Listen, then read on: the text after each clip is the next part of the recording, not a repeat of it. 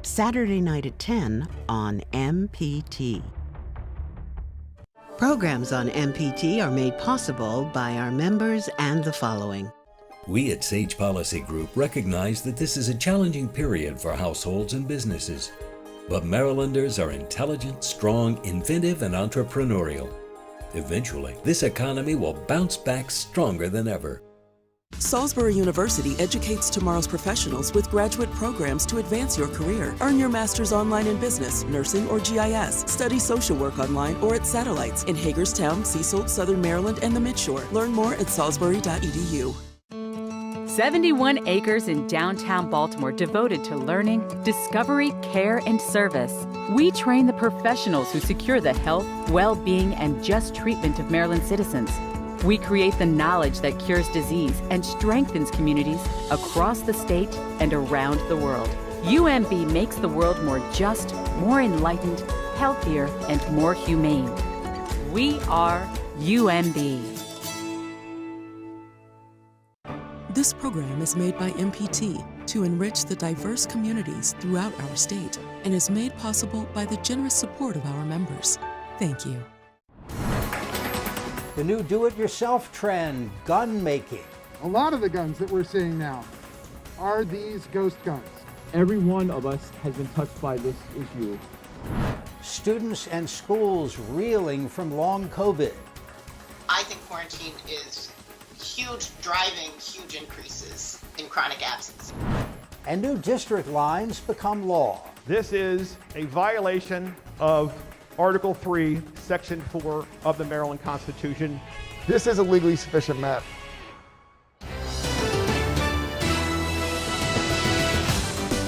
For 40 years, connecting Marylanders to their government, this is State Circle. Good evening, I'm Jeff Salkin. The big story around State Circle this week is ghost guns. They are untraceable firearms that can be assembled at home. Charles Robinson reports. Today, I am thinking of the Magruder High School community. I wish more than anything that there was more that I could do for you. It is not teenagers' jobs to advocate for common sense gun legislation. Members of Moms Demand Action came to Annapolis to lobby on behalf of several pieces of gun legislation. They've pushed this issue for 5 years. It's clear the issue of ghost guns is their top issue. We firmly believe that every community in our state deserves to feel safe. So what are ghost guns? They are commonly described as non-traceable weapons which can be purchased in separate parts and can be reassembled. Today is a hopeful day. There's not very many hopeful days when it comes to gun violence prevention because we all see what happens in the news. Local jurisdictions have tracked the proliferation of these guns from Baltimore, Prince George's, and Montgomery counties. In a vacuum, I understand talking about that issue. But to me, it is really straining at a gnat and swallowing a camel, if I can use a biblical analogy, because what we're looking at are people dying. To me, that's a distraction.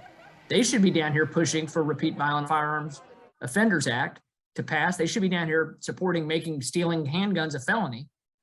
Every one of us has been touched by this issue personally. You're all here because you found a reason to be here. You have a reason to be here. You stood up and now you're standing here in front of our State House to make change. It's time to do this. It's time to do this year. In my day job, I'm a state's attorney just down the street here in Anne Arundel County. And I prosecute cases where people have guns illegally. And some of the guns that we're seeing now, a lot of the guns that we're seeing now, are these ghost guns. In this session, ghost guns are likely to compete with public safety. The public is demanding a solution on both issues. In Annapolis, I'm Charles Robinson for State Circle. Maryland counties are lobbying to change school funding formulas, that is, to make up for a decline in students. Sue Coben looks at how the pandemic is continuing to take a toll on education. Classrooms may be back open, But that doesn't mean all the students are back. There are the kids who miss under quarantine because they are required to miss for quarantine. And then there's also families who keep their kids home, but then don't get a PCR testing. So maybe they're sick or maybe they're just fearful. Certainly, I think quarantine is driving huge increases in chronic absence. And there are other reasons as well. High school kids, for instance, many of them in low-income communities went to work during the pandemic, the height of the pandemic, that is, and went to work to help their families. And many of them never stopped.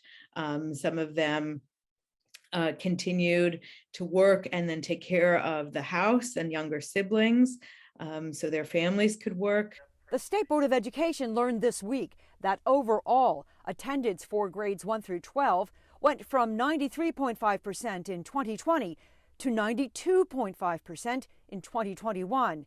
Male, Hispanic, African American, and economically disadvantaged students were impacted the most. I worry that especially the kids who were chronically absent last year, then they're chronically absent this year. They are at a different level, and the engagement that we're going to have to support them with will need to look different. And it's going to, and for many of these kids, we're talking now longer term strategies. Enrollment statewide was also down for nearly all grades for the 2020-2021 school year compared with the previous pre-pandemic year. Only pre-K, kindergarten, and 9th grades had increases in enrollment. Those public school students often left for private schools. But the Maryland Department of Education says homeschooling is now the apparent alternative of choice. Towson University professor Jessica Schiller says there are financial consequences that come with drops in enrollment and attendance. When students are absent and have a chronic absence, which is about 15 days of absence over the school year or more, that affects the amount of money that a school system gets from the state, which is the most significant portion of funding that schools get. Schiller says the school system needs to pivot and get creative to address the problems made worse by the pandemic. We could extend the school year. We could do summer programs, bridge programs, other kinds of things that would support young people so that we don't pile everything into those 180 days that students are required to be in classrooms. There's no easy fix. It will take time, but we have the power to make those shifts and changes. I'm Sue Copen for State Circle. Maryland's new legislative map has been approved by the General Assembly. On a nearly party line vote, the House adopted new districts for senators and delegates. The map was criticized by Republicans for drawing borders favorable to Democrats. This is a violation of Article 3, Section 4 of the Maryland Constitution. If there ever were one, Calvert County would be the best example because it is a peninsula county surrounded by natural geographic boundaries of water. This is a legally sufficient map. It represents my people well. The goal is not to diminish the minority voice. This map does not do that. It allows our voice, it allows us to speak, it allows us to pop up in places you didn't think we'd be.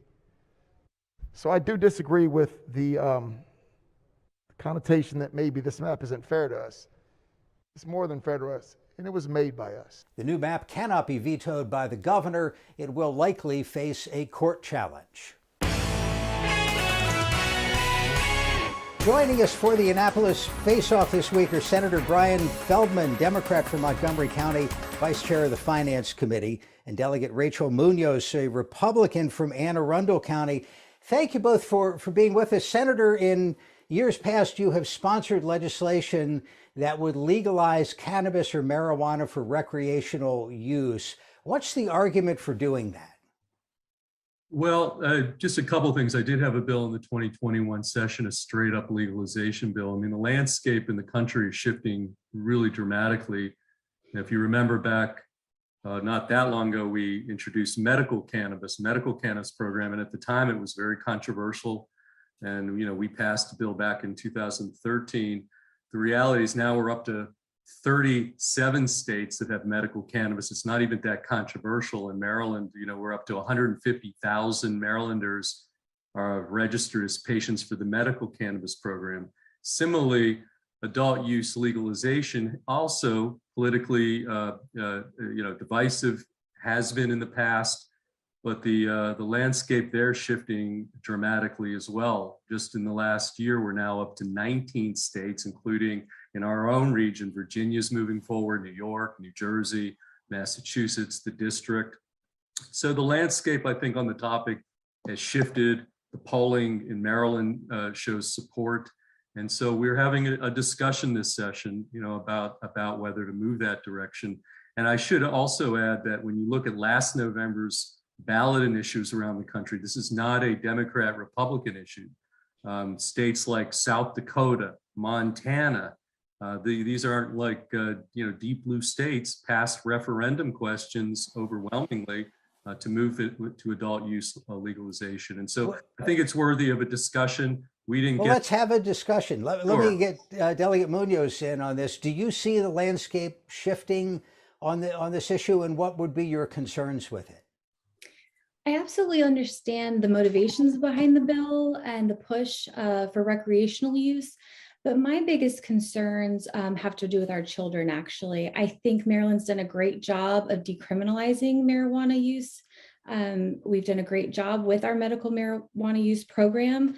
It helps, tons of Maryland citizens who are dealing with PTSD, our cancer patients, people dealing with chronic pain management, under the care and supervision of, a qualified medical health professional who can really make sure that the benefits for these patients outweigh the risks.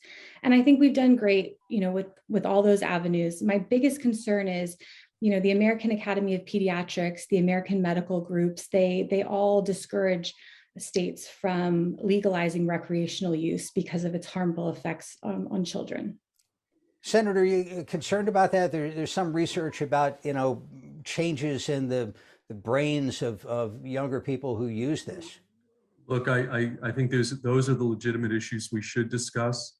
I would note at the outset, when I say adult use legalization, the legislation that I had last year, and we can talk about where we are this year, it's limited to 21 years or older. Okay, anything under that, like we've done with cigarettes, is illegal. So just to be clear, it's adult use. We're talking about adult decisions here. And then also, I think I have to point out that we have a huge illicit market already. So the question of bringing the tax revenue out of the illicit market and reinvesting those monies to state priorities is another consideration. And finally is the criminal justice aspects.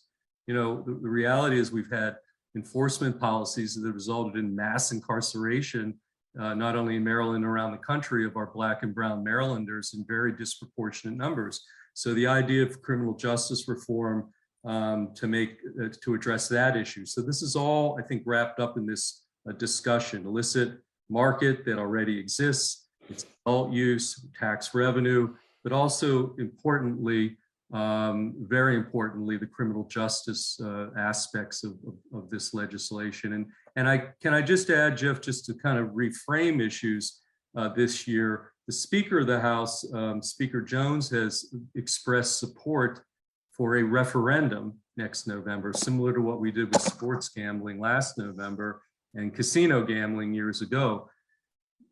Where the Senate is different right now is if we're going to have a referendum and put it to the people of our state to make the decision or weigh in on this issue, in the Senate, we think that there should be a companion implementation bill. Voters, if they're going to go to the ballot in November anyway, and if we make it to the point where voters should know what they're voting on.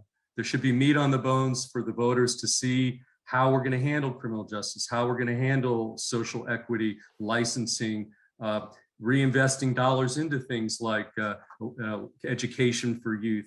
But people should know that. It shouldn't go in and just be asked yes or no on a referendum question. And quite candidly, even for members of the General Assembly, House and Senate, if you're going to be voting to put a question on the ballot, which is where the House position is, we in the Senate think our members themselves should know what we're voting on, the details. So that's where the difference is right now. Delegate Munoz, let me get your thoughts on that. But I also wanted to bring up the idea, one potential positive, if somebody is going to use marijuana recreationally, The idea that you're maybe not getting it from a dealer, you're getting it from some more organized, reputable source, less risk of it being laced with something as dangerous as fentanyl. Is that a consideration?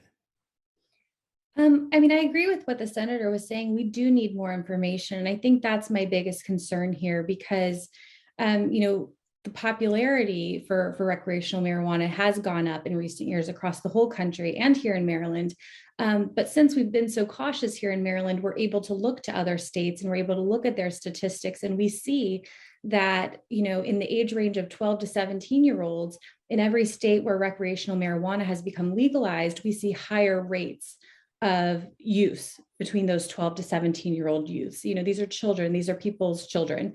I'm a mother of 4, and so I'm raising children here in Maryland. So for me and my cohort, this is a big concern for us.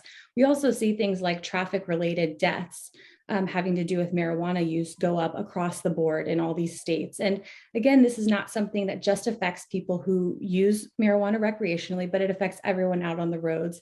Families, moms driving down the streets in minivans with their babies in the car. This affects everyone. Senator, let me pick up on the driving question because you're not allowed to drive impaired. But Right. on the other hand, with marijuana, there's no equivalent of the alcohol breathalyzer. Sure. So that's a huge issue. And I agree with the delegate. That's one that we are spending a lot of time in the Senate in terms of this implementation companion bill, making sure, number one, that a lot of dollars get reinvested into this topic of enforcement of impaired driving. I would also say that just over the last year, there's been tremendous strides made technology-wise. We now have companies that are very close to coming up with an impairment test for cannabis. I just want to come back to the point about the 12 to 17-year-olds. There's a reason we're making it 21 or older. I just want to reiterate that. And your point about safety is a big issue. In the medical program that we created, we made a big point. We have the best independent testing of the product of any state in the United States. And I think having some regulatory oversight about the safety of the product that's, by the way, already out there, those same 12 to 17-year-olds are already using it under what we're talking about a referendum that would be explicitly illegal. But if it's going to get used in the black market, illicit market, I think we should bring transparency, sunlight, and tax it and regulate it, including kind of the safety of the product. It's already happening, and that I think is a point that you made that I think is an important point. But the impairment issue in driving is, and there is data, the fact that we're not state 1 or 2, but we're state 19, look at what's happening around the country, particularly these states. I think I mentioned earlier, Virginia, DC, New York, New Jersey, it's happening around us. The impairment issue is already here. We've had medical cannabis program in place now for multiple years. So medical cannabis patients, of which there are 150,000 registered, we already have been dealing for years with some of these issues on impaired driving, workforce, all those issues. So this isn't introducing a new issue on that front. Afraid we have to leave it there. Delegate Munoz, Senator Feldman, we appreciate your time. Thank you very much. Thanks, Jeff. Thank you for having us. A facelift is on the way for the most prominent feature of our state capitol. The Board of Public Works this week approving a painting and renovation project for the State House dome. In addition, the building's exterior will be cleaned and upgraded. Next month, the CIAA basketball tournament will be held in Baltimore. Nancy Amata reports the week brings opportunities for young people looking towards their future. It's been amazing to see the tears, to see students cheering and smiling. Excitement extends well beyond the court during the CIAA basketball tournament. The athletic conference, made up of smaller, historically black colleges and universities, is coming to Baltimore from February 21st to the 26th.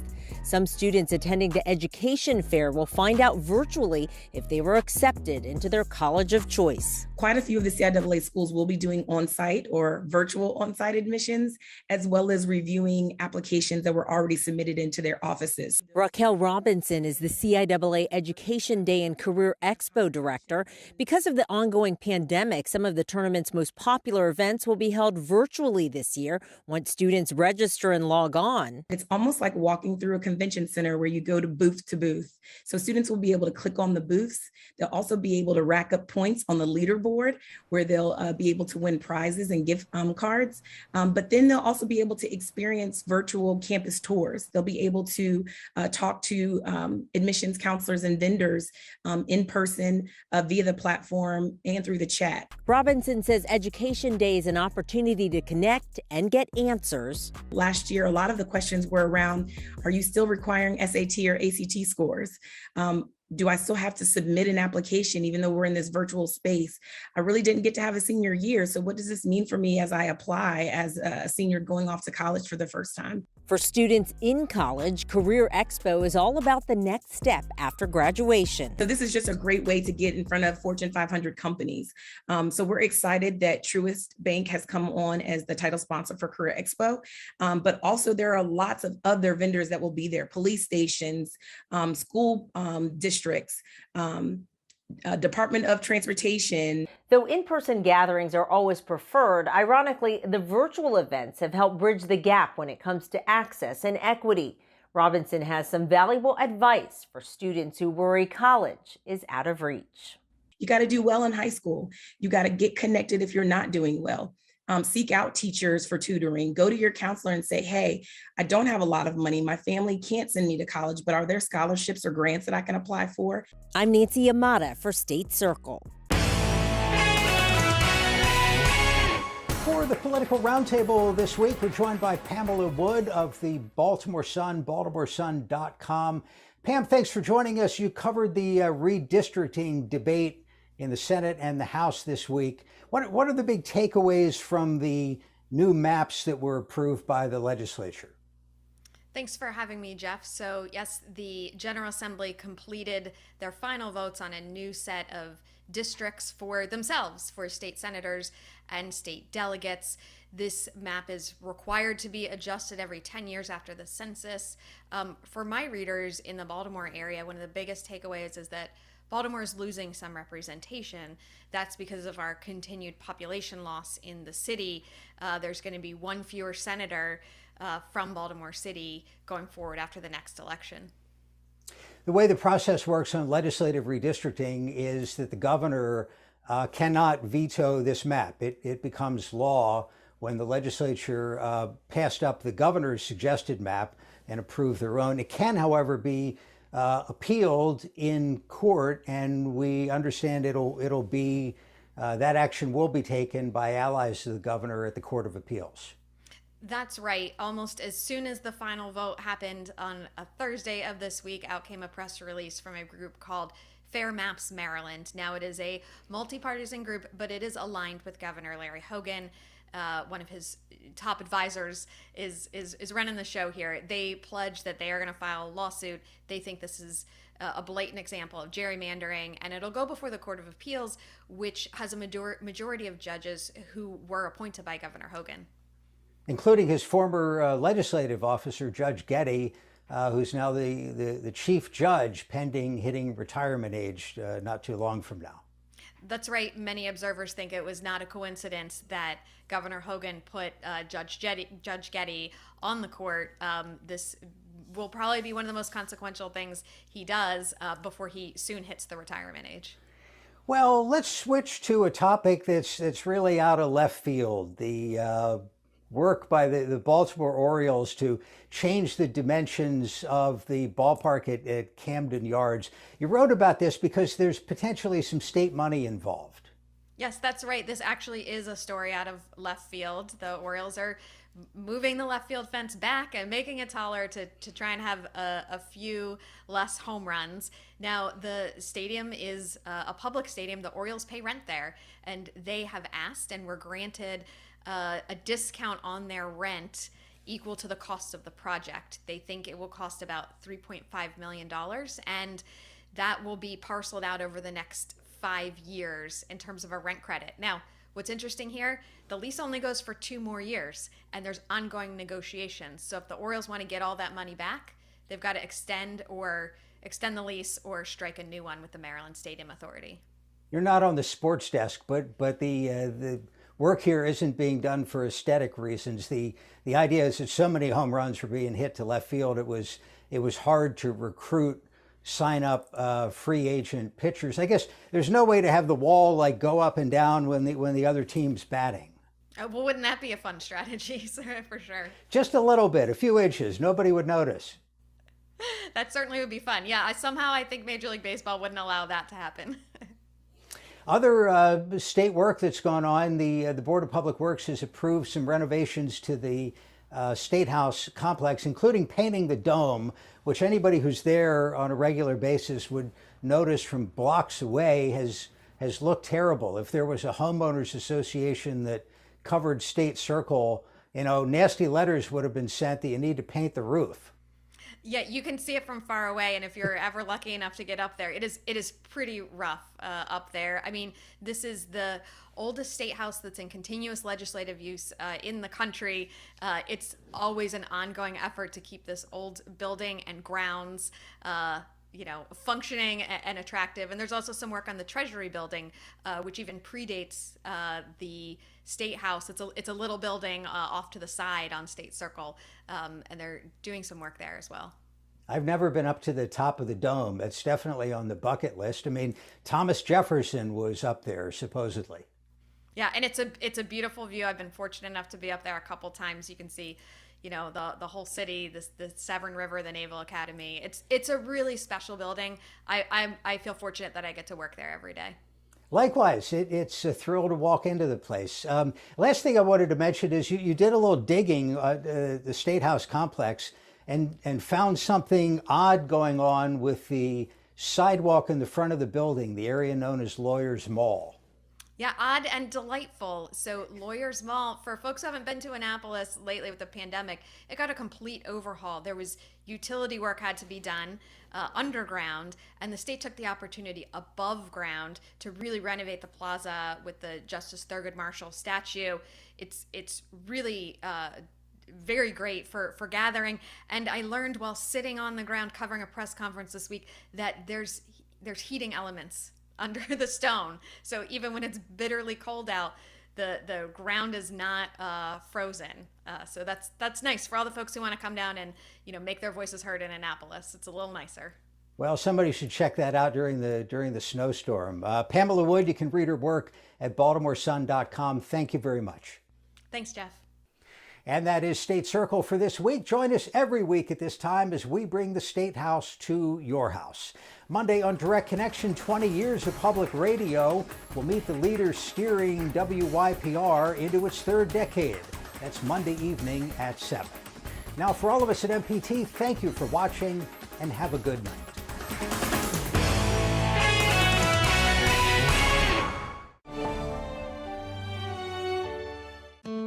71 acres in downtown Baltimore devoted to learning, discovery, care, and service.